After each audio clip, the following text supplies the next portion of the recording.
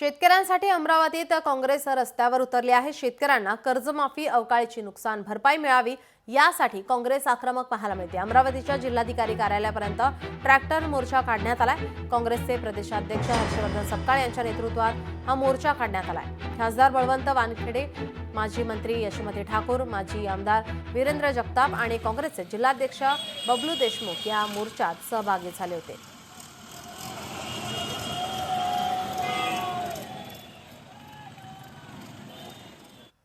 आज आमची तिरंगा रॅली आहे आणि सोबतच आज शेतकरी हा कुठेतरी अडचणीत सापडलेला आहे आणि जसा जवान आमच्यासाठी महत्त्वाचा आहे तसाच आमच्यासाठी शेतकरी महत्त्वाचा आहे। म्हणून जय जवान जय किसान हे नारे देखील आम्ही देत आहोत आणि औचित्य साधत असताना जे काही प्रश्न स्वाभाविक स्वरूपाचे निर्माण झालेले आहे याचं उत्तर हे सरकारने द्यावं ही देखील आमची अपेक्षा आहे।